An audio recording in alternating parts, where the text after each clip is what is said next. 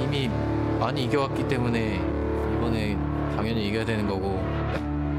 We'll try to make it interesting for them. I wanna make them sweat for it. I was born from the bottom, but raised to the top. I was born from the bottom, but raised to the top. I was born from the bottom, but raised to the top. I'ma keep on climbing, I ain't gonna stop. They will sweep the Flashwolves. They will defend their MSI championship. They were looking to prove to the world that G2 are redeemed. 저희가 사실 지기를 원하는 사람들도 되게 많은 것 같아요. 물론 질 가능성은 좀 염두를 해야겠지만 저는 질 거라고 생각하지 않기 때문에 문제 없을 거라고 생각합니다. We are the best team in Europe. We can make them struggle.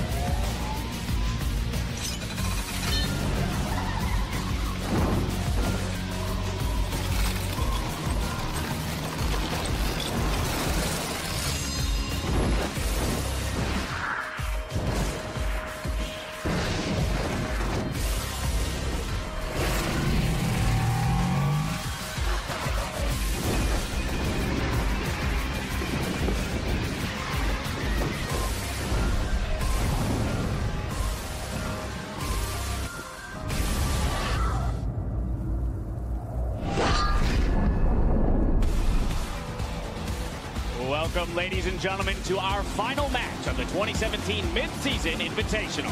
13 teams enter the tournament for a month of action, and it all comes down to today's series here in the Jeunesse Arena in Rio de Janeiro, Brazil. Hello, everyone. I am James Dash Patterson, and with me for this final fight are Isaac Gazelle, Cummins Bentley, Chris Papa Smithy Smith, and Joshua Jat Leesman. Gentlemen, we've made it to the end of the road. Only one more best of 5 to go before we crown our MSI champions. How are you feeling in this venue, which is electric? Pumped up. The fans have been so loud for so long, but not as loud as they've been today. Let's be clear. This has been going on for hours leading up to the opening of this show. Had to turn the sound up in my own headset just so I could make sure I hear you guys. How about you two? How are you two feeling? I'm absolutely loving it. I mean, the fans are so excited, and so am I. Everyone's hyped about this. I'm hyped. The crowd's hyped. I just want to get it started. Well, we're going to have to wait just a little bit to get it started before we get the games underway. Gentlemen, before we get down to business, it's time to meet the contenders for the 2017 Mid-Season Invitational Championship. Senhoras e senhores, deem boas-vindas aos finalistas do Mid-Season Invitational 2017. Representando a LCS Europa, G2 Esports. G2 Esports have killed Team Solo Mid. They've routed them. They've aced them. They're going to get more. She is down. Triple kills are perks of G2. G2 Esports take down WE, and G2 are redeemed.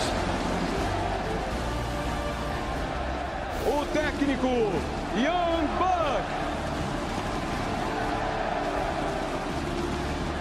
O reserva Upset. Jogando na roda superior, Expect. Na selva, Trick.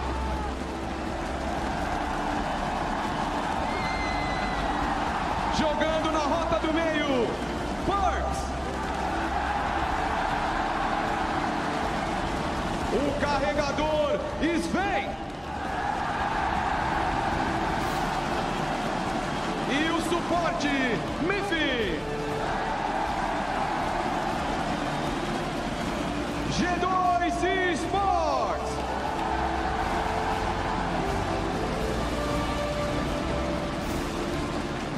Do outro lado, defendendo o título do MSI e atuais campeões do mundo, SK Telecom T1. SKT dominate G2 to lock in first. Virat follows it through for his 14th kill. They will sweep the Flashwolves, and they will do what they have always done, achieve victory. O treinador, Coma. O substituto na selva, Blank.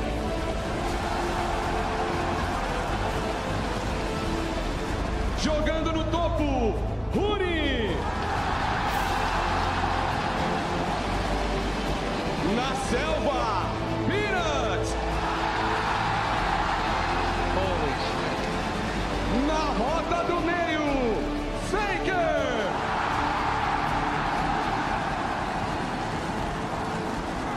Na rota inferior, o carregador, Bang.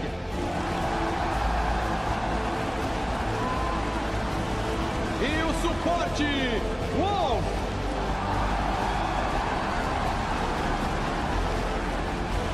Vamos dar novamente as boas-vindas aos finalistas do MSI 2017, G2 Esports e SK Telecom T1.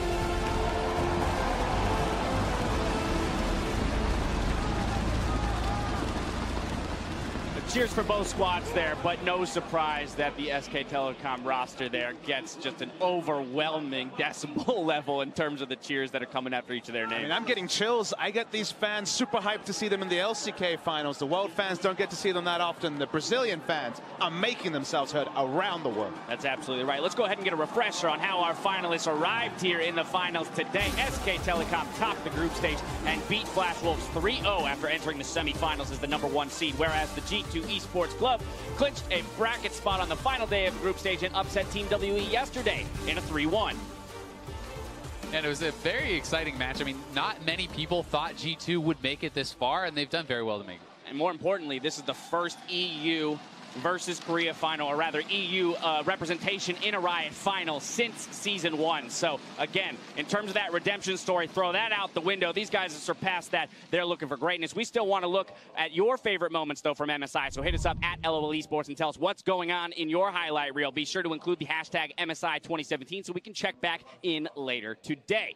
For 2 years, though, SKT has been the best in the world, and they are here to defend their MSI title. But let's talk about what's different with this squad this time around. And it's been an organizational story, Dash and guys here, just because, remember, we almost forget that it's actually been 10 players, actually, that have made up that 2 years of domination. You think all the way back to 2015 Worlds, names like Marin and EasyHoon, of course, were in the equation then. Last year, we saw people join and end. Blank joined the team. Bengi, of course, no longer with the squad. Also, Duke has to be talked about. Blank as a substitute today, and the 5UC. This is a fearsome roster. Yeah, and speaking of the 5UC today and their new additions, Pony, he dominated the EU LCS, he dominated the NA LCS. Now he is dominating in the LCK, making a case for himself as one of the best in the world. And Peanut, this guy was already a monster, showing up huge at Worlds, and now for SKT, I believe he's the undisputed best jungler in the world. And I think it's easy to forget how impressive their sustained dominance has actually been.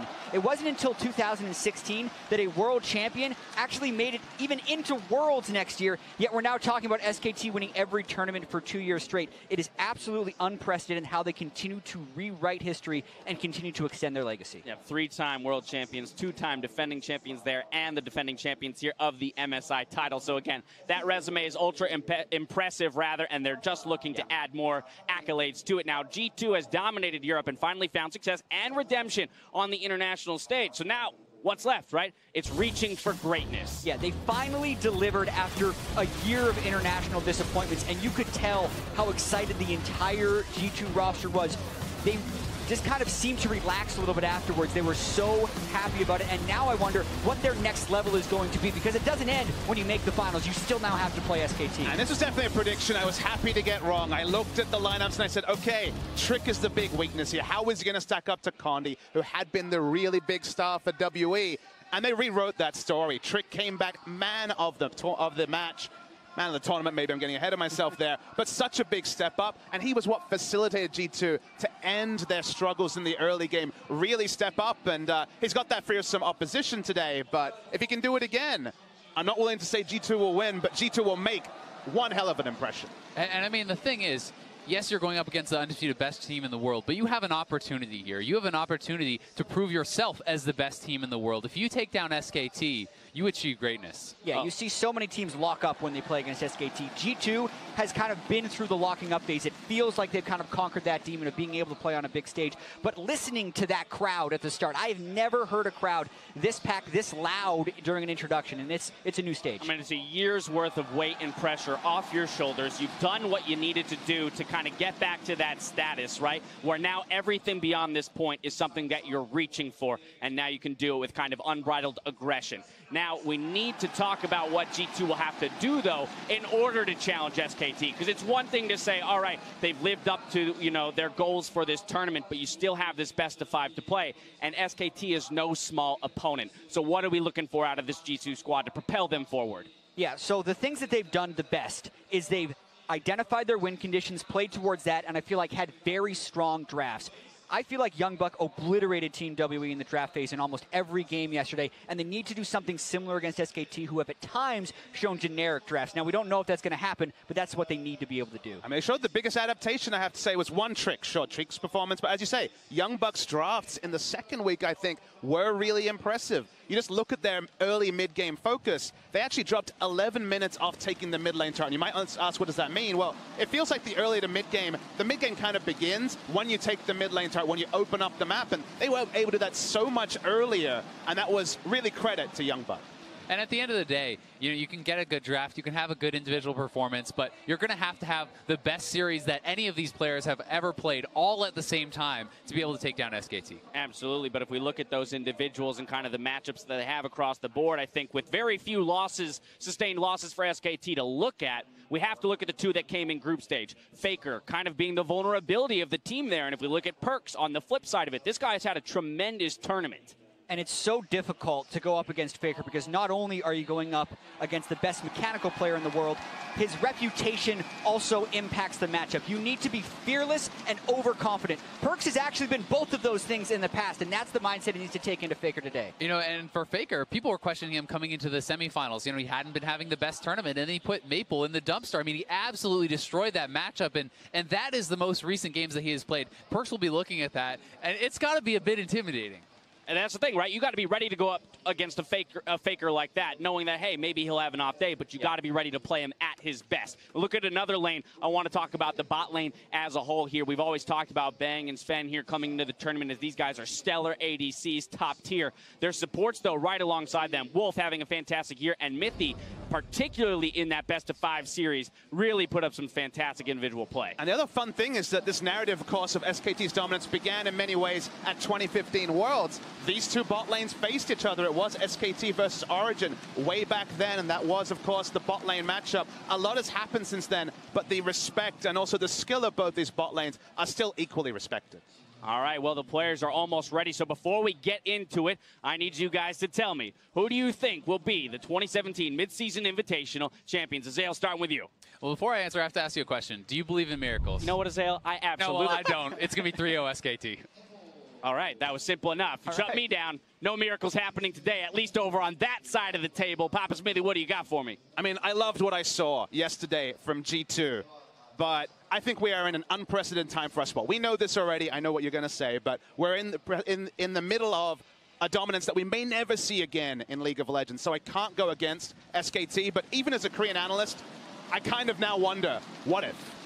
Absolutely hard-pressed to find a reason that SKT wouldn't win this game. Jack, can you do it for me? Or yeah, I'm not going to belabor this too much. I've seen so many SKT best-of-5s go their way. The last time they lost was at MSI, so we know it definitely can happen. And boy, I'd actually like to see it with the way G2 has lived up to every single challenge they've faced. But you can't go against the percentages in this case, and I think SKT will take it. All right, every analyst bone in your body up here is telling you SKT. Caches kick off the finals. As we go, Mithy tells us that while you can beat SKT, there's no room for error. Well, if we do get an early game lead, try to not make decisions that give them a chance to fight back. Just take it slow, play for a slow snowball, and build up on your lead slowly but steadily. I think that's the first thing. Don't go for trades. Don't just play a very slow and steady game. I think that's the main thing. Try to not give them fights because they're pretty good at the, yeah, they're just good players, right? So if you try to fight them, make sure you get the right fight. Don't just fight them for no reason. Fight them with a purpose. That's probably the main way to beat SKT. Play slow and steady and fight with a purpose. Don't give them the fights they want. And I mean, it sounds really easy, but it's not. It might sound easy, but it's definitely not. We'll see if G2 are up to the challenge. Welcome to the Caso Desk, everyone. My name is David Freak Turley, joined here by Sam, Kobe, Hartman, Kensler, and Martin DeFicio Lunga. Gentlemen, can G2 beat Giant Slayer? Fight with a purpose, Freak. Fight with a purpose. Mithy just said it, you know, just don't make mistakes, slow and steady, and then you can beat SKT. The problem is, very few teams in the world can play without making any mistakes. Very few teams can, but every top team from every region wants their shot at SKT, and that's what G2 have earned here. Very excited to see how far they can get. And you get very few shots a year, and it's what a lot of these teams, a lot of these players dream for. You hope you can scrim SKT sometime in your lifetime, but getting a chance to dethrone them in the best-of-5 final, this is the culmination of the G2 players' career so far. Yeah, on the international stage with one of the most passionate audiences we have ever had. And casters, of course. And into this game. Wait, come on. Let's do it. First pick a man face. You can see the MSI trophy on the line here, and tonight we will crown the best team in the world. Will it be SKT holding on to their title, or will G2 make the upset happen as we go into the picks and bans? So, should be a Karma ban right now. Very surprised to see SKT ban away Twitch when they are, in fact, the team who's playing a lot of Twitch. Bang is definitely the premier Twitch player here, and it feels like in scrims, he's encouraged a lot of the other AD carries to pick it up as well, and we've seen, you know, a resurgence in many of the other players that used to play him as well. Now, for G2, they banned the two supports we often see banned away. Zyra was banned in every game from them against WE, and it is still an option here for Wolf to play it if it's open. Yeah, definitely true, and the Nami as well. I mean, Wolf is interesting because while all the other, you know, supports are like, yes, Lulu/Karma are very similar, almost the same thing here, he actually hasn't even played a game of Karma at the tournament, and that's huge impact on those other peeling supports you talk about. All right, so again, all bans are now locked in. Double hyper carry bans from SKT. They definitely do not want to allow G2 to go full late game with those, but Caitlyn is still open, and she's actually been the #1 pick for Sven when they play late game comps. Exactly, you know, and the Ivern shields are still available, but SKT very clearly are making that move towards a more early oriented game. They picked up the Lee Sin, crucial for Peanut. He is probably the best Lee Sin in the world. Yes, He still said it undefeated, still undefeated here in 2017. And now we'll see what G2's style is going to be. Looks like they do want to protect Sven in the back line. Graves is up, but they'd rather play Ivern here. So, as you mentioned, the Caitlyn, it seems very likely like it's locked in. Yeah, they basically have to take it here, otherwise SKT can steal it away. So I think this is really smart, and I think some missed opportunities from SKT with their very first bans here. It's not exactly the key picks for G2 they're removing. I think Caitlyn has definitely been higher priority for G2 Esports. Thing is, SKT in a lot of their best-of-5s do kind of feel out the other team in the first game of the series, and that's why oftentimes the first game is a lot closer. This one definitely being a little bit more open. I love that Perks continues to hover the yacht. Of course, of course. Maybe we'll see it, who knows. Zyra, obviously, for Wolf, it was banned by G2 so often. Tahm Kench is the melee support answer to her, because you can deal with the plants, but you still will struggle a bit in the laning phase. Yeah, I'm always concerned when I see that, right? Because it is that reactionary, oh yes, you can Tahm Kench eat someone out of the Ashe arrow, but the kill pressure of the Ashe Zyra Rain is so intense that you have to worry about the early stages of the game.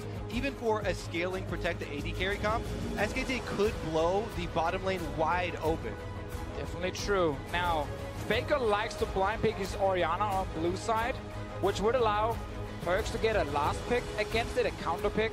And if G2 wants to keep going full late game, then there are quite a lot of mage options you can pick against it. I know Perks personally talks about like Azir as a champion that we maybe could see. Yeah, and I definitely expect G2 to save their last pick for their mid lane and just expect on another kind of semi-supportive tankish top laner. Just give us Galio. Exactly. I mean, oh, actually, Galio is a little bit of a risk versus Huni because he has already shown his Fiora, and that is the counter matchup to Galio. So needs to be careful if he wants to play that one. Well, the Fizz ban makes me think maybe there's a Rumble coming in here because they do have a tank and a half, a tank in the support role and a half tank in this jungle position. You can go for a damage-oriented top laner. Picking Rumble blind against Huni is certainly a risk, but the comp at least fits. And I would be worried about picking, you know, a losing top lane that's going to get pushed in and would lose teleport pressure. Because like I said, I really do, as far as his opening is concerned, expect SKT, you know, to play off of that bottom triangle of the map.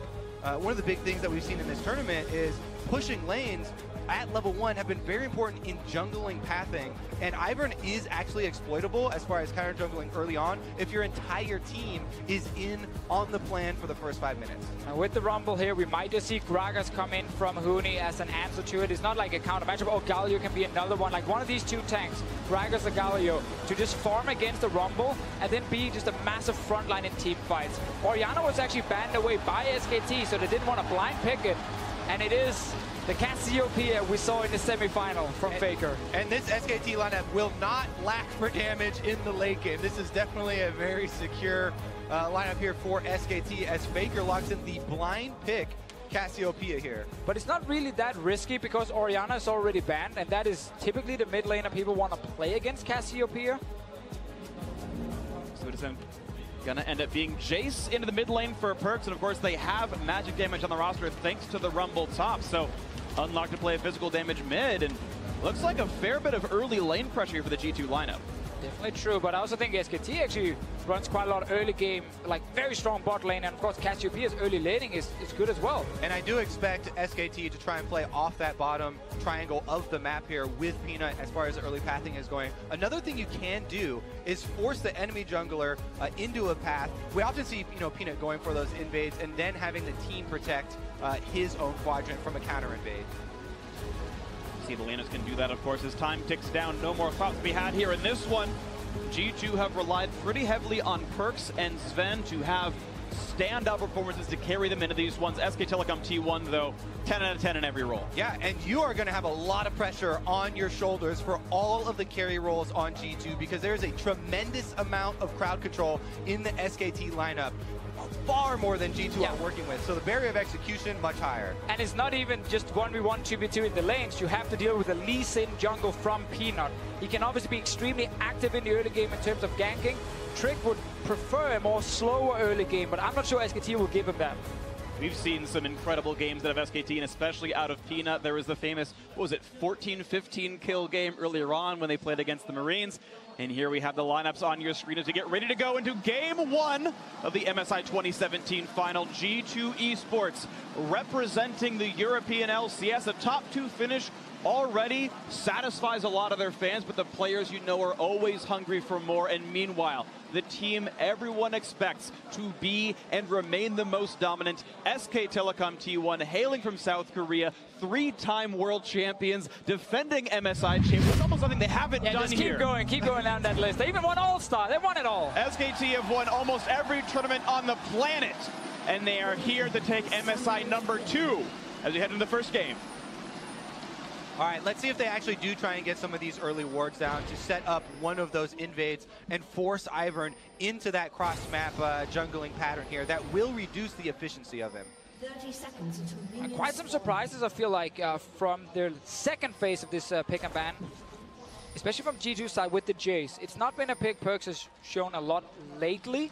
He's a former Jace main, all the way back in Challenge as well, before he even qualified for the LCS. He was like a one-trick Jace almost. So it's definitely a champion he's so used to playing, but it is still difficult to execute Jace in this current meta. We've seen it a few times this tournament. Very often it's a good start, but then lackluster late game. And the other thing, when you are Perks trying to come up with a counter pick for Faker's, you know, Cassiopeia, it's very difficult because you also have to incorporate Peanut's Lee Sin and the early pressure that it could bring into this matchup. You know, that plays into your mind when you're trying to take any of the early trades with Faker. I actually just think G2 got a bit surprised with the mid lane bans coming from SKT. The fact that SKT banned Orianna, which is the most played champion for Faker and his normal blind pick, kind of caught them off guard a little bit because it allowed that Cassiopeia to be locked in. And here are those early wards that we're talking about from G2 or from SKT to see where G2's early jungle pathing is starting. They had invades from both the Ashe and the Galio here to fully track Trick's start to this one, so Peanut can actually counter.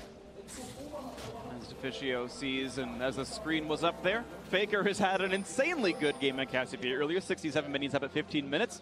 Perks hoping to not have happened to him what happened to Maple that almost days ago. never happened. It should actually never happen again, having that massive lead at 15 minutes against Mabel. And not the same start here where, you know, you can see Perks already picked up some CS.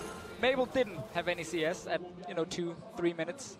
This is a bit interesting because Peanut, of course, with the wards, saw when Trick channeled, and he knows with level 2 Ivern, it's 37 seconds until that camp matures. So he's got until about 3 minutes into the game to steal if he wants to. Yeah, and they've clearly seen that this is the common power farming route for Ivern, one of the safer routes. So Trick is just going with his same side, a little bit safer, and Peanut not going in to disrupt any of those channels. Currently, Faker trading nicely with Perks in the mid lane there, though. It was a bad trade from Perks, actually going in for those last hits, and then hit on to Faker.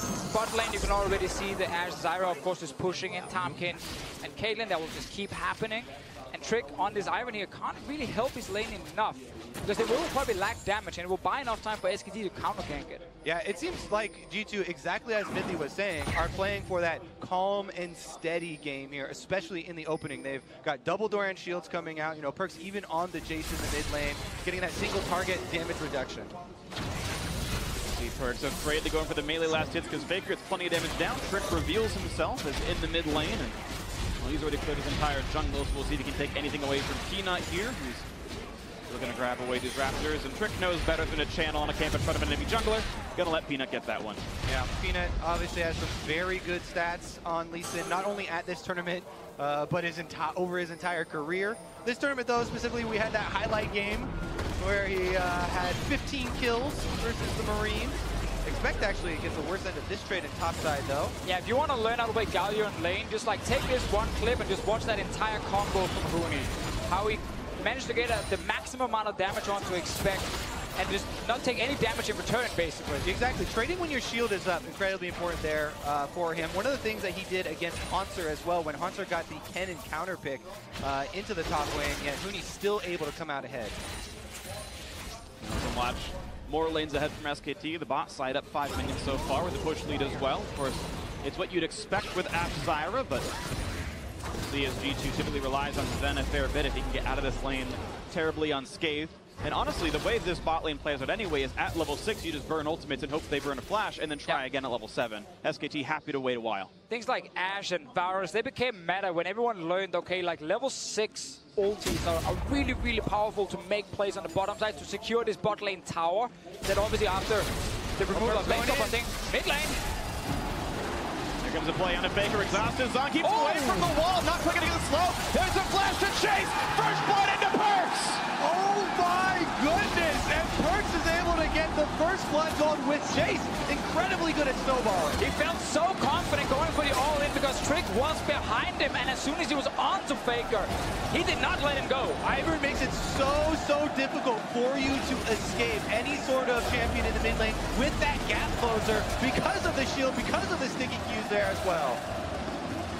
Topside, yeah, not going to be enough to kill off Huni, but we are seeing some moments of greatness now from G2. You've got a 6 minion lead in the top side as he gets to reset.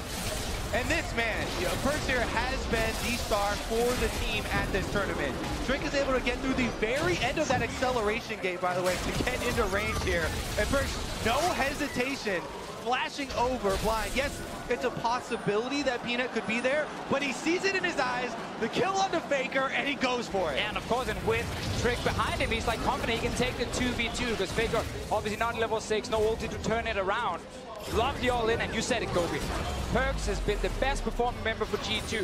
And now mid lane again! Oh, the CC is there. There's really no way out. 2-0 for Perks. His lane kingdom is certainly under his control. Low and steady. Oh, well, it looks like Perks is putting this into overdrive. Wait, Mythic did want an advantage first, and then slow and steady. So right now, Perks, he's getting that advantage for G2 Esports. I like the gank from Trick. No flash from Cassio here. She's not getting out. What a great start in the mid lane. It absolutely is. And if you needed a way to win the game, getting Perks 2-0 was certainly going to be one of those. And look at this. Trick as well. He knows there's no flash.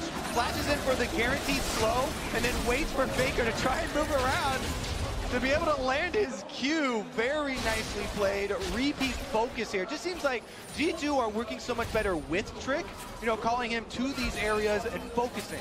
I actually want to talk about that because I asked G2 yesterday, like, what happened to Trick? Why is he so good right now compared to last week? And they said they had team meetings where they were discussing, you know, trusting each other and what they would like about each other. And it paid off. Perks is in trouble now. It's in a 1v3. Acceleration Gate buys him some space, but can SKT re-engage on this? Flash club for Huni. Expect does have ultimate on Rebel if they need a slow. They don't even need it. The backup is there, and Huni's teleport turns into nothing. A great escape by Perch. No summoners available, and no summoners used.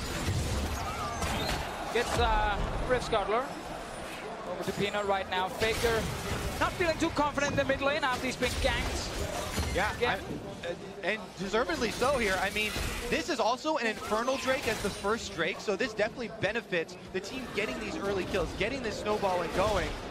Trick here with the Ivern out as well, looking for the invade. Takes Raptors instead of contesting red. Yeah, and once again, it's all about trusting in Trick. So when he says, I'm here, I can gank, I can help you, you go for the play because you know he's there with you. And in the group stage, we saw, you know, them hesitate. He would go in alone, and he would die. It's not been happening here in the playoffs. And I think what they need to do, well, they're going to continue to focus Faker. Can he dodge? Round 3 in the mid lane. Root is there, and Faker pops the barrier. Gonna get knocked back, staying alive a quick second longer, and it doesn't matter. 3-0 for Perks. So Trick is just camping the mid lane, and Peanut, he's nowhere to be seen. He's just farming and farming and farming.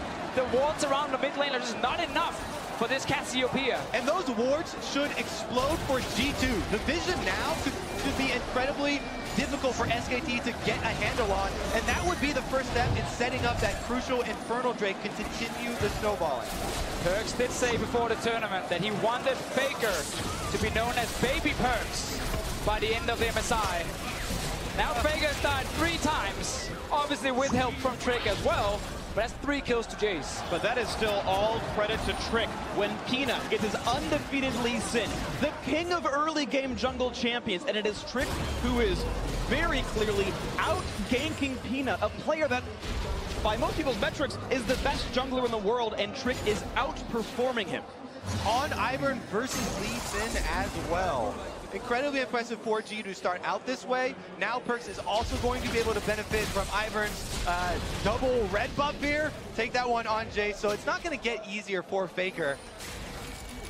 Meanwhile, the bot lane has managed to stay even in CS. The tower's taking a little bit of damage, but not too bad for G2. Top lane is now winning in CS as well for Expect, so all the lanes are doing fine. And the teleport will come up even earlier for G2. They've got the Rumble ultimate ready to go for this Drake. I just continue to set up this Drake, because that Infernal Drake, this is where the game really explodes. Yes, there's a good lead for G2, but as you know, Minty talks about, you have to continue through the mid game and not give up those objectives. Yeah, what most likely will happen is that G2 makes a power play on the map through mid lane first and then moves Perks to the bottom lane. So there's basically a free dragon that no one can contest. Can I just shout out the casual turnaround there from Perks, getting the ultimate from Faker on Jace.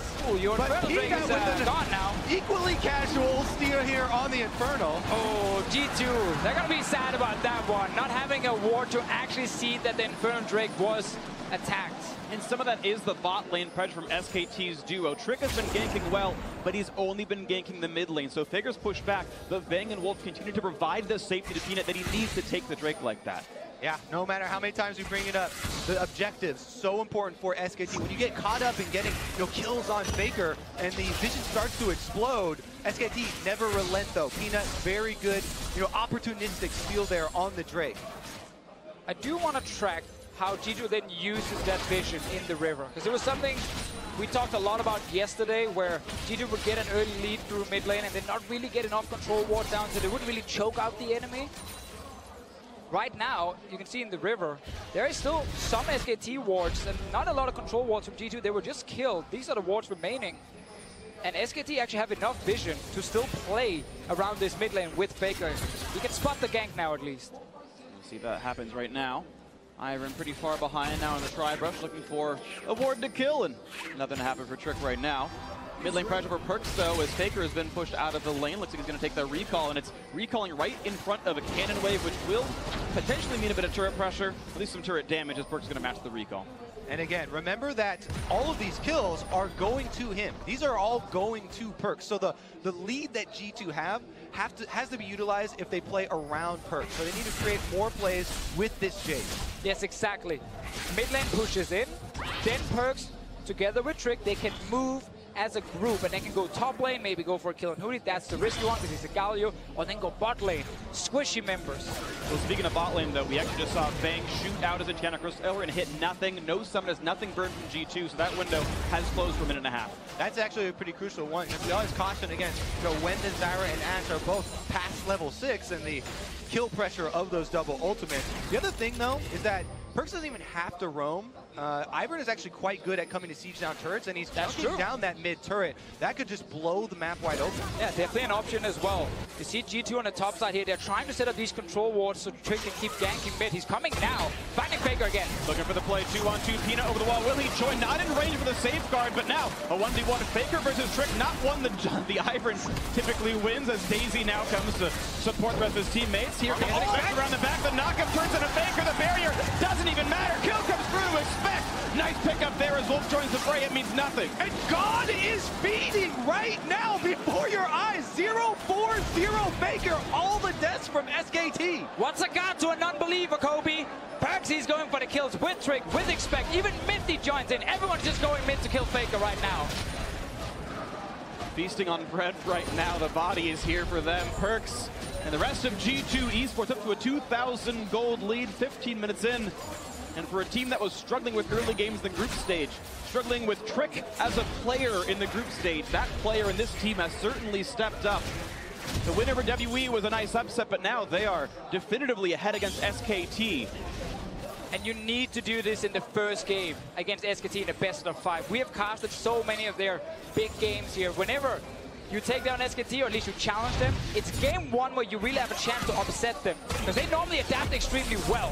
Now Faker here, he's not using flash early, could have just gotten out of this fight straight away, but he keeps fighting because he thinks he has enough backup. And this is the moment where people bring up hubris a lot, especially with players like Faker, where everyone's always talking about he is the best player in the world there. Stays very long. He actually wants to trade back into these heathens that have killed him. But Trick played that fight so well mechanically. He juked backwards against the ultimate, dodged several noxious blasts that would have allowed the E-chain. That's not going to happen, but we still see the bastion of strength for SKT. Looking for first turret in the bot lane. Sven down to 600 health. Redemption from Ivern just to heal him up for a bit longer, but SKT can certainly crack the base down through bot lane. Yeah, this bot lane here is going as planned for SKT. It's not about getting a kill, it's just take down that tower. Minty's going towards mid lane. Remember here, Faker wasted his flash. Gonna race? And the last one, they're going for mid tower. Yeah, G2 should be able to win this race. They already have the minions there, and first turret gold is crucial in continuing this advantage. That is incredibly important. There was not much extra time for this one. One more wave, that bot turret likely falls. So impeccable decision making by G2 to claim first turret gold through Perks' lane. Just a great call under pressure. Few seconds before that, Peanut was looking for a dive in the bot lane, and then G2 just turns it around instantly with the time Kench ulti. A little bit north, Ouch! Wolf down to 500 HP, flashes the wall, and looks like that's going to be enough to sate Perks' thirst strike now. 2,000 gold lead still remains for G2 as they continue to try to keep the pressure. It is good to see Perks playing with this confidence to charge down and get that extra summoner burn, but I would much rather see G2 have the confidence of vision. Have the confidence because they have the deep wards to be able to see that there are no members of SKT for backup there. It must feel so good right now to be Perks. Going into this game here, everyone is talking about now you're playing against Faker, now it's going to be so hard for you. And then together with Trick, the 2v2, or basically the 2v1, was executed so well by G2, and they pick up so many kills. Like Cassiopeia, when she's behind, is not a massive threat, because it's hard for her to get in range to deal enough damage. And there is enough CC and AoE on G2 to take her down there. Perks has definitely emerged as one of the big heroes here, but Expect might be the next one targeted. Can he get away from all of these ults? SKT looking for their first kill on the board. There's the flash, dodge away some of it. Fang still saving the ultimate. Not going to put it yet onto Expect. I am actually a bit shocked. Maybe it was down a few more seconds. I think actually that was the case. Did not have the arrow available, was 90% of the way there. Now it's up, and they just shot him. And that's going to be Peanut against the wall. Easy kick into Q. There's going to be the kill picked off. The first one one in for SKT at 16 minutes. Can G2 get something on the other side? Seems like it's just Perkz pushing for the tower. It's a Galio. He's hard to dive, and he does offer wave clear. And I think they should focus on the turret, on the objective. Try and get the turret down first, because they can retreat over to the neutral objectives like the Cloud Drake, and the outer turret's much more important in setting up those wards that you can now see in the red quadrant. It's a really good thing, though, for SKT to trade objectives when you're already behind. They're getting a kill top and going to get the tower top as well. So they actually win out on this trade. Maybe even Rift Herald. Even if it goes over to Peanut, it's a small win. Exactly. And these small wins do stack up. Peanut stole that Infernal Drake. That is something that increases in value over the length of the game. And SKT are not that far behind. They've fought right back into this one. And it's just the amazing thing. When a team can fall behind in the mid lane, their mid laner is 0-4. And they're still able to make plays on the side lanes and actually keep this game so even. This is just their play on expect. Once he stays, well, then there's no way out, and he's going to go down. Really liking that play, how Peanut really maximized the crowd control. Not that Effect is getting out, but Ash is going to stun, then Zyra's going to ruse, and we'll wait longer and longer and longer until it's finally time to ult into the wall, make sure it all happens. And you see that Peanut actually was the one doing into the Rift Herald buff. He's the split pusher in a certain extent. Join in, do a bit more damage on the ganks as Perkz wraps up a blue buff and of course look at the other. Yeah, that's what I like to see actually. The old Rift Herald buff, quite good on junglers, helps you clear quicker so that you can then go gank as well and try and help out those lanes. And SKT do need, that surprise factor of Peanut here. Now, the other thing that they have at their command, all this crowd control we mentioned. There are so many sources of CC on SKT's side that G2, even with that early lead, have to be careful. Going for Huni now, though. Huni very tanky, but it's in a bit of a 3-on-1. Flash from the wall, means it gets followed by Perkz thanks to Root Caller, but it's a very tanky Galley. Rest of the SKT showing up right onto the equalizer now. Peanut gonna be not able to help this one out as Huni falls down. The stun on Perkz, redemption buys the time. Red buff gets stolen, nicely done. G2 a kill in the opposing jungle. Yeah, really good force there by G2, knowing that Faker is top. This Cassiopeia, no way of joining that fight, so they run him down and are able to slow for the kill here. Looks like Trick's going to be just fine on this one. G2 continuing to hold on to map control, 1700 the gold lead. It is certainly not stretching. Mithy talked about taking small, safe advantages that cannot be abused. But if you just don't stretch your lead for 40 minutes, you got to feel SKT's late game shot calling will come back to bite you. Yeah, if you're on G2, you're most likely waiting for Baron to spawn as well and use that as an objective. Faker, he wants some revenge here. Yeah, and not only the late game shot calling of SKT, but their scaling is quite nice as well. Cassiopeia should be able to catch up as long as he's able to get some farm in him. I'm actually a little bit surprised that Perkz has gone down to the bottom lane and played on that side when he's already taken the tower, because the last outer turret for G2 here, it's top lane. That's the target for them. They can put Caitlyn up there and use her to try and take it down, but Perkz is your strong member. He's the man you want to play around, so he needs to be in the lane where you actually want to take down the objective. Very tight timings here, actually. Asher only a few seconds away from being available. You have to imagine that would force a first flash, but thankfully for him, that arrow not available, was used fruitlessly in the last fight. Stays okay for now.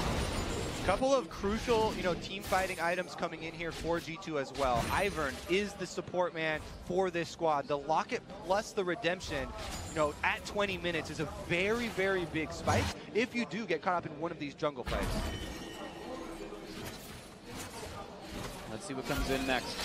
As you mentioned, jungle fights are very good. Faker just now on a power click with his blue buff. That Baron has, of course, Fawn, but looks like G2 are not in a position to fight for it yet. Yeah, and with this lane assignment from G2, they don't really have any map pressure at the moment. They're just kind of catching waves, despite actually being the one with the very fed mid laner. If they put Perkz top lane, keep the Caitlyn mid, then they still have these 3 winning lanes, or at least lanes where you can put some pressure. Caitlyn can just hold mid and wave clear, and then top lane is where Perkz can push in Faker, and you can actually take that tower. Yeah, and even he's on his way now. Even with those advantages, you look at it from SKT's side, and you kind of have to marvel at how the poise of this team. Even being down 4 kills on Faker early on, they're still so close to goal, still have that Infernal Drake, and still are keeping up their side wave pressure. They're the ones actually getting the first pushes on these waves. Exactly. You just saw that top lane where Perkz has no interest whatsoever in pushing into Faker there. He's 3 kills to 0-4, and he's like, yeah, I will trade minions with you. Maybe we'll meet up again later. Now, he knows, though, that Tom Kench can come in and join as well, and suddenly it's multiple members from G2. So Perkz should feel confident that getting the control in the river, this is exactly the setup we wanted to see. We just talked about Perkz near that tower they want to kill. He's the strong member. He's the man that needs to carry them forward. They do have to watch out for all of the counter crowd control. Galio ult is definitely something that can trap you. Zyra will set him up. They can keep him in the area for a long time. So tempered aggression is what's needed from G2 to try and keep up their advantage. And they need to make sure they don't just give up the mid lane either. You want to keep that wave in the middle near the river, just push it down so there's no tower down for SKT, and then you can move first with the Tom Kench ulti. See what moves can happen right now. G2 have been afraid to pull the trigger on that top lane outer turret. Instead, looks like they're going to play around this Infernal Drake spawning in just 1 minute. They'd love to equalize the advantage that SKT got. And SKT should make the adaptation to bring Faker down around this area if they have any intention of even, getting vision down there, because otherwise G2 can force away from him and he's no way he can join that fight. They are giving up the top turret in exchange for trying to get down to that Drake. Yeah, as you can see, Huni with the teleport is top side. Perkz did get that down to about a half, so maybe that can be attacked again. Nice stun onto Sven. They'll fight in the mid lane. Here comes a flash follow. Peanut wants to the knockback. It's there. Beautiful execution. Wolf takes down Sven. Will the fight continue? It's a 5v4 and the map. Huni is not teleported in. Took down to 1,000. It looks so easy when SKT sets up a play like that. It's just chaining the CC and the knock up. Sven didn't even get to a flash. He thought he was safe enough. He did not expect so many members to come flying over that wall and just keep him in place. Perfect timing as well. Infernal Drake just about to spawn. Absolutely beautiful from SKT. They rotate Faker down to the mid lane. They use all of their crowd control in succession, where we kept cautioning against, and now they easily, it seems, are able to rack up the second Infernal Drake. Meanwhile, top lane, though, Mithy has eaten Huni. Yep, decent damage there on a tank, still has flash, not choosing to use it to get away from the equalizer. Burns it now and jumps over the wall. He should be just fine. Expect, though, actually wants to chase and takes him down. Huni did not flash in time into the mid lane. A kill for Perkz as well, but the chase is on, and Trick might be dropping with this one as well. The slow is there. Should be a quick 2 kills. Can Zen stop any of it as Faker wants him in this one? Double kill quickly for Peanut. Now Mithy on the wrong side of this one. Pops the shield, won't matter. Peanut flash in the chase. Gonna get that one picked up. Bang, next one on the block, but he's gonna survive it and will not go down. SKT smash that fight open. Bang is insane! Are you kidding me? They're going for Baron after this as well. Sven is up the lone man defense. He knows it's a 1v3. He's got some room to work with. There's no hard CC left available. Just getting us a flash away from that one. The arrow would come back for Bang. And it's still a lot of damage onto this Baron buff right now. Can't zone in, can't get much done as long as fight is up. It's him! It was a close timer, but Peanut gets it. And SKT now with a commanding lead. All right, we all saw that one. We all saw that one. This whole thing, though, started when Bang hits the arrow on Sven. It forces then G2 to make a play on top because they can't get Drake, and everyone is now split up. Wolf, no flash, he goes down, but you can see on your minimap, Sven is coming from base, and 2 other guys from G2 coming from top lane. And look at that, no hesitation from Bang. Flashes right over, absolutely melts G2 here, racks up the kills, and chases off all new coming challengers. And it's these very quick plays Mithy wanted to avoid. He wanted the calculated plays, but like, okay, now we can set up for Drake, now we can go for top tower, and then when an engage happens they don't expect, SKT just turns it on, and it's very quick decisions happening right now at a very high level, and suddenly SKT now sits with Baron buff. Exactly, and we continue to marvel at the mid-game poise of SKT. No hesitation, complete accuracy in pulling off play after play after play. Now they're the ones with Baron, double Infernal Drakes, and a 3,000 gold lead. Just like that, SK Telecom, complete control of this game. So Sven in the end used the flash against the Ashe arrow. He's sitting right now thinking to himself, why didn't I just flash the first one? Could have avoided this entire thing. But now it happened, and now SKT are going for mid tower. Looks like there's no chance to defend that one at all. SKT with complete confidence, able to keep pushing up to this one. Gold lead already about 4,000. Completely flipping what had happened in the early game. Faker still a KDA below 1. Doesn't matter. It's the team play that's important. SKT have it in spades here. They will stop short of mid lane tier 2 for now. G2 may have run out of steam already. Well, let's see if they can bounce back. It's not the same, like, super late game scaling comp we saw in the group stage. It's just Ivan here who's kind of protecting in terms of shields, and then of course Tap Kench with Devour. But no one is really buffing up today. There's no Nuno block for it. It's more on perks than expect as well.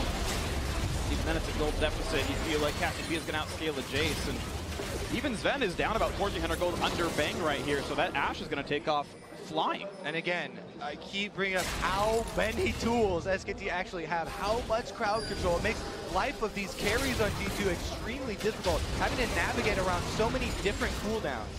And how often we've seen this again, when G2 or whatever team is facing SKT in the first game are getting early advantages. No panic from SKT's side. They didn't manage to outplay them in the mid game and take back that goal lead, and we're still only 27 minutes into the game. Like, it's still early. And now these teams are suddenly not as even as we saw earlier in the game. The first 22 minutes are up for grabs, but the Nexus almost always belongs to SKT and looking to close out game one. Eventually, very frequently, very dead. Yeah, goodbye Daisy, sorry. Pushing up Daisies at this point, I guess. Either way though, SKT, though they end the games with both their Barons, have actually stopped with only one turret on this one. Mid-outer was their only grab, so G2 have defended pretty well.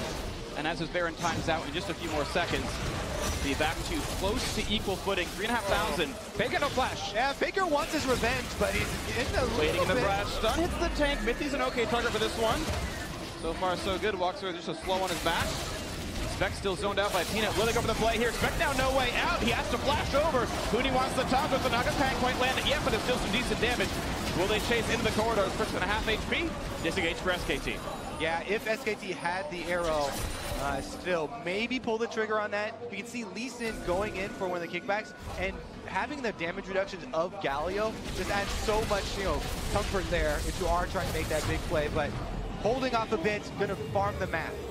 Also like all the ninja tab you see on SKT, they know they get so much physical damage. Jace's lethality from the Ghost Blade is not going to do a whole lot once you start getting some of these small armor items in. Even Bang just got hit by Shock Blast, but the shield from Lee Sin was actually enough to keep Bang just at full HP. And let's toggle the vision for a moment here. G2 playing against SKT, they have almost no area of the map they feel comfortable in. It's entirely dark. Their own jungle is dark and full of terrors at the moment, and Perkz wandering through, trying to get some semblance of control back for the team. Definitely a difficult road ahead for the European LCS's #1 team for 3 splits in a row. G2 Esports finally getting some international success. Honestly performing better than most expectations, but for now, as this game against SKT, it is about their good early game and SKT's mid-game comeback, but this one is still within reach for both squads. Yeah. And the Drake spawning now. Let's see, G2 has 1 cloud to their name, but SKT with double Inferno, certainly the better stats right now. That's the thing, G2 Esports, they can't afford to lose another fight. The next big team fight, they have to win it. And then hopefully get something more. Maybe it's a Baron, maybe it's a few towers. Engage, going wide, but Wolf going in as well. Only gonna get the knockup on a Minty though. Huni in the front line looking for the tank. Still gonna be a nice taunt on a couple of them. Perkz still waiting in the wings. Can't find a ton of poke though, and Huni too durable to be pushed out of this one. G2 still got the inside track on the mid lane. But will there be much to be stopped for this one? Peanut not gonna go for the play. There's no one around him. Yeah, there they go. Almost half of the crowd control missing here for SKT as G2 good evasive maneuvers to avoid the Ashe Arrow, avoid the Flash Zyra, and be able to retreat. But we can see how little damage they actually deal onto Huni when he jumps in. Sven right now is trying to get, further into this late game. Little bait here to see if you can force maybe a flash. Yeah, maybe flash to devour, something like that. It's a nice little play there. Peanut gets nothing for it though. Red buff gonna be grabbed cleanly by Trick, and someone can walk over to get that one a little bit later. I am still a little bit surprised with, as you mentioned, several of the important ultimates being used up by SKT without much purchase, and G2 still say we don't want to fight. Even if half your ults are gone, we're still afraid of SKT. It's because SK Telecom never blow everything at the same time. The Ashe and Zyra used offensively, Faker's got his trump card. The disengaged Cassiopeia ultimate ready for that G2 aggression, and they don't get baited into it. Now, if you are also able to play, like Perkz did earlier, in lane and bait out that Cassiopeia ultimate, then you get to check all of the boxes and try and actually then win the DPS fight. It's also some of the limitation of the G2 comp that You know, we talked about much earlier how they had to really get rolling in the early game with the Jace, because playing Jace in the late game is very, very difficult. You're not tanky enough to just jump in hammer form in melee range to the back line. So you have to kind of poke around and then hope someone is out of position. But SKT, when they're the ones engaging, it's hard for Perkz to kind of find that one guy he can actually try and dive onto. Oh, that scaling of the Cassiopeia we talked about is definitely in full effect. He was able to stabilize and farm. He's almost level 18 now and feeling quite confident as they head right back down the mid lane. Gonna let Faker purchase here. Even though G2 have got some important vision around Baron, it's mostly just gonna stall out until SKT move in again. Huni already pushing down bottom to create that cross-mat pressure. Might be the objective here, Freak, for G2 Esports to try and force something. They're actually just starting it straight away. Uh-oh. They're going to hope for a bad play out of SKT, but they're coming right away, so it's going to be a quick disengage and a quick turnaround to get the fight to happen. Can they get anything to happen? Stunn's going to land on the front line. Peanut now in the front as well. Here comes Huni, a heroic dive in, and a great knock-up as well. The follow-through is in. Look at the damage effort. They've already picked up one as Inspector's dead, and SKT continue to exert the damage output. Maybe it's going to be next up soon. Perkz will get a trade kill for one, but Trick running out of health, and Sven can't get much down either. Perkz going to hope to make a little bit of vengeance on this one, but Huni's still on the chase. Peanut as well. The kill comes in. Triple for the SKT jungler. Bang will be felled. But Sven is next up on the chopping block. He can't get away from this one. Faker hoping to make the kill happen, and he will make it go. 4-2 advantage SKT. Perkz has been able to take out the backline there with the AD carry and support, but SKT 3 members control of the Baron area, and Huni can easily tank it. That was the best fight possible for Perkz, because he was actually left to go towards these squishes here. The problem for Perkz is the rest of his team behind him couldn't do anything against this engage with Huni coming down with the Galio. Hit multiple members with the knockup, followed up by the Zyra. Exactly, the layers of crowd control we see from this composition from SKT utilized effectively there. Perkz, though, he does get 2 kills back and a turret back for G2. SKT, let's see what they can do with this Baron buff, because they're definitely coming for at least secondary turrets. It's a red buff on Perkz and a top catch. And Huni's running low on mana, no flash as well. This is likely to be an actual kill picked up onto the SKT's top lane tank. Maybe going to kidnap for a little bit longer, but look how long it takes to kill him. Going to go back for the crowd control. The Ashore coming by, not going to land on a much though, and G2 actually just have to disengage. They get nothing for it. The benefits of building full tank there. Galio, nigh indestructible, as SKT are back out on the offensive. 7,000 gold lead, Baron buff on mid lane. 2-2 immediately going to drop for this one, and G2 may have to surrender even more of their base. It's already rare for them. It took more than one Baron for SKT to win this game, but yeah, they are certainly so far ahead. And you mentioned the scaling before. The Cassiopeia Faker has gone from 0-4-0, picking up 2 kills and 5 assists without a death. Watch the fight again. Let's try and see how much damage Bang and Faker actually deals here on these carries of G2, because they get in at first with all the knockup, but then the Rumble forces back away, and it's Faker just diving in with Huni and Peanut. Aggressive move from him, so even with Perkz killing the bot lane of SKT, because Faker played so aggressive in the fight, SKT had enough damage to take down the backline of G2. Yeah, and even just trying to count the time there that G2 spent knocked up by SK Telecom crowd control. They actually walked into that Galio ulti. They could have stepped away from it with at least 4 of the players, but they got hit by it, follow-up CC, and then you all will die. You can see decent numbers had come out, but look at just down the line. Everyone in SKT actually performing pretty nicely. Peanut, most kills in the game, second most damage of his team in that fight. Second most damage of anyone in that fight, as he did out-damage Sven and Perkz. And the Lee Sin, though it didn't have quite the same early impact that Trix Ivern did, he's certainly done incredibly well in the mid to late game here, as SKT are actually still taking the time of this one, though. This is a much more tempered game than ones I had seen from SKT earlier on. And I like the decision here to go AP Zyra and not like the Redemption Locket Zyra, because you are against this comp that wants to like kite with the Ivern, extra shields coming in. Having another damage dealer from your support is actually very smart, especially because you bring some more magic damage to the table. It's Peanut who's gone for the Locket in this game here. Definitely makes sense. Good, clever, and efficient use of resources. Jungler not required. Faker solos the Elder Dragon. Did not get to play the Elder Dragon team in the finals here. It was G2 who took them down, but Faker gets one anyway. And now we'll see if SKT actually want to go for a dive with the Elder Dragon plus Baron combo, or just clean up the outer resources here. Still working on the top lane is Huni with the Galio. Technically, he does have teleport and ultimate available, but SKT on all fronts pushing in. Mid lane inhibitor gonna fall with one more auto attack. Down it goes. And SKT have cracked the base. 12,000 gold lead. Inhibitor likely to fall as well. Baron buff still on for a few more seconds. SKT managed to use every piece of it. And hit falls. Getting one in is so important to put some more pressure in the mid lane without even having any champions there. SKT gets top tower as well. Baron buff is gone now. Still have the Elder Drake buff. So it's hard for G2 to actually fight back. Not much fighting back has been had by G2 for the last 18 minutes of this game. Once Baron spawned, it felt like they lost direction, and SKT off one good team fight wrested control and just simply never looked back. Wolf chunk to half, perched the entirety of G2's early gold lead, has been able to carry the game the rest of the way through. SKT's team fighting just been too good. Siege now continues as the Elder Dragon buff burns down. Kills one yet from Kina, but the siege continues the next wave. Yeah, G2 kind of waiting for someone to step on the traps here so Sven can get some proper damage onto them. But Perks is also busy on the other side, trying to go for Peanuts, so there's no real target here for G2. And look at that drop down. Even though, well, it looks like they're going to force some cooldowns out of G2. G1 to mid, he's going to have to pop the shield, still low on health, going to get a quick heal to stay alive, but that's someone healed down for Sven. Even though you feel like SKT have been a bit, slower, a bit more measured than usual, that was a 7,800 gold Baron power play that they had. They clean up the map now. Bang out of man to the fight, going to come in. Not quite a kill on the Wolf though. Perch hoping for an opening, not going to have it though. Spec low, Mithy as well. The kill comes through for Bang.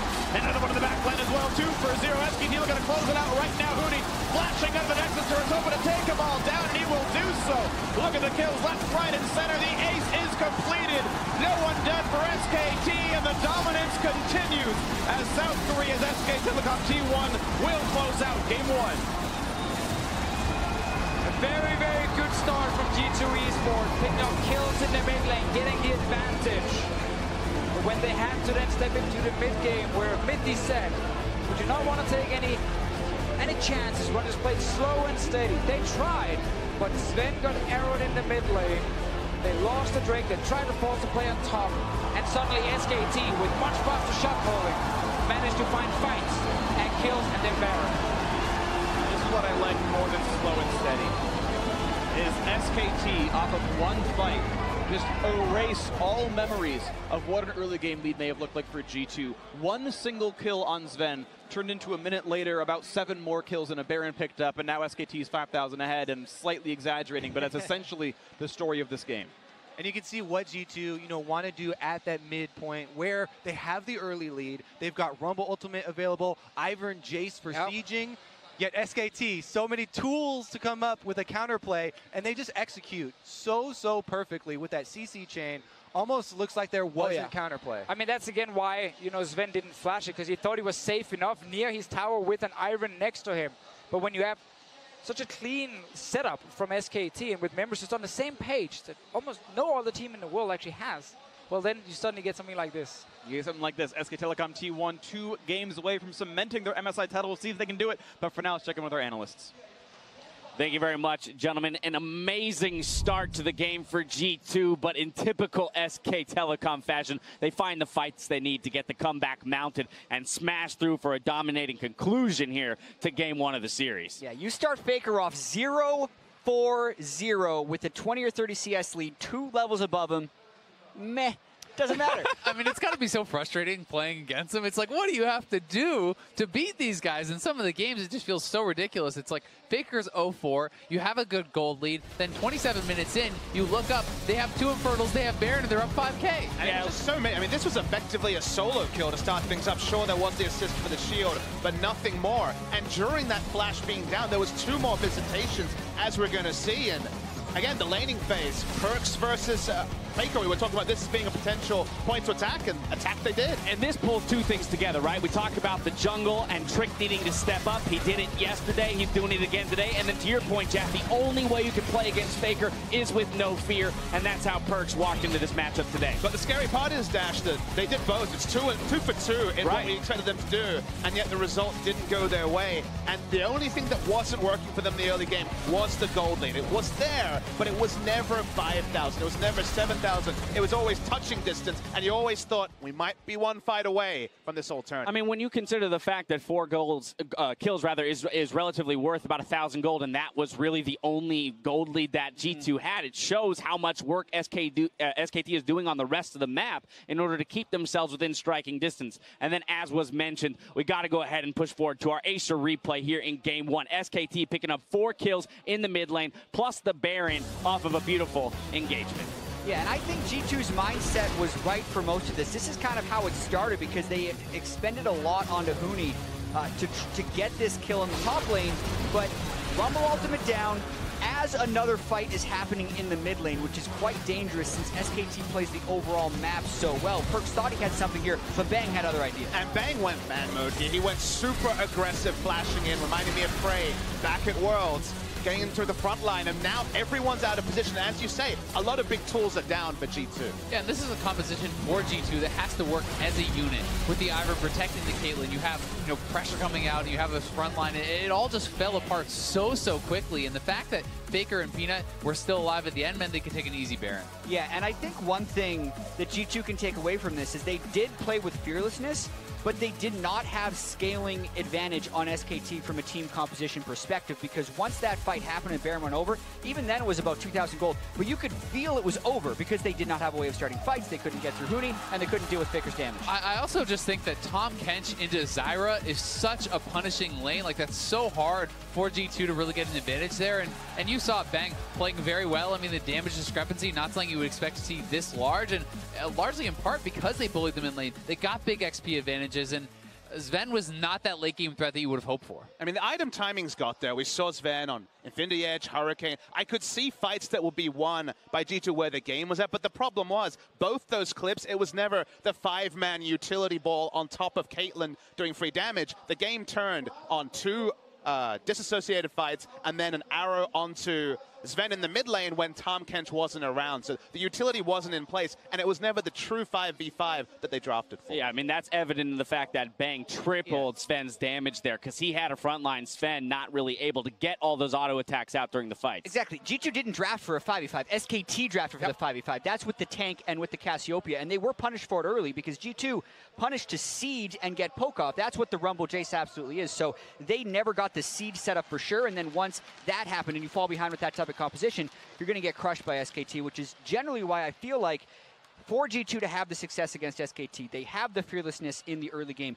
They need to win scaling in the draft somehow, because that's how they've found any success in this tournament, is with that scaling composition. I also think they need some initiative to go along with that, right, within the picks themselves. So we saw a couple times good Tahm Kench to get behind somebody and start a small skirmish, get 1 kill. But with that 1 to 2k gold advantage that they sat on for about 10 minutes, we never saw the ability for them to start a fight like SKT could with an Ash Arrow. And I mean, part of the problem with that was, the Infernal was the obvious point where you would want to create conflict with your gold lead, with your super strong mid laner. Unfortunately, Peanut snuck that away and really kind of denied that first easy objective where they perhaps could have challenged SKT, could have perhaps opened up a larger gold lead or some sort of subsequent advantage. Right. But this is the challenge of playing against SKT, right? Because we talk about, well, we need them to have scaling. We need to have them the ability to scale. Everything. But if you have the ability to scale, it means you're weaker in the early game. And now you've got to have an impressive early game with weaker champions than SKT. So with G2 moving into game 2 here, I mean, I think heads should be held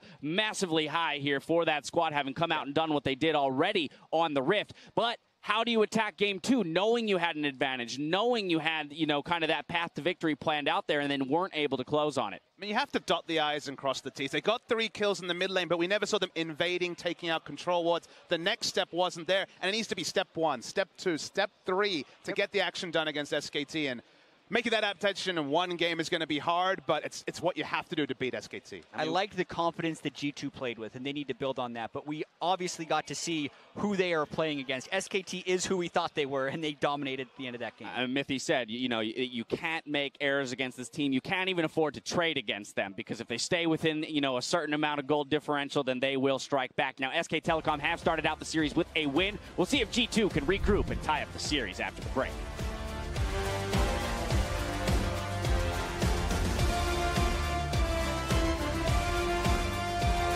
Senhoras e senhores, deem boas-vindas aos finalistas do Mid-Season Invitational 2017.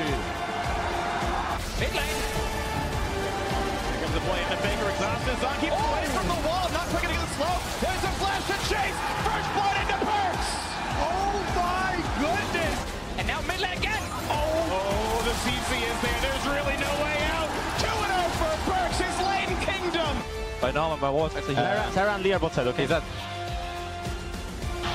Nice! And God is beating right now before your eyes. Now it's up, and they just shot him. And that's going to be repeated against the wall. Easy kick into Q. There's going to be the kill picked off. The first one in for SKT. It's here. Around the back. The knockup turns into Faker. The barrier doesn't even matter. Kill comes through to expect. Now it's up, and they just shot him. And that's going to be repeated against the wall. Easy kick into Q. There's going to be the kill picked off. The first one in for SKT. Peanut flash in the chase. Going to get that one picked up. Ben next one to the block. But he's going to survive it. Mooney flashing out of the nexus to his hoping to take them all down, and he will do so. Look at the kills left, right, and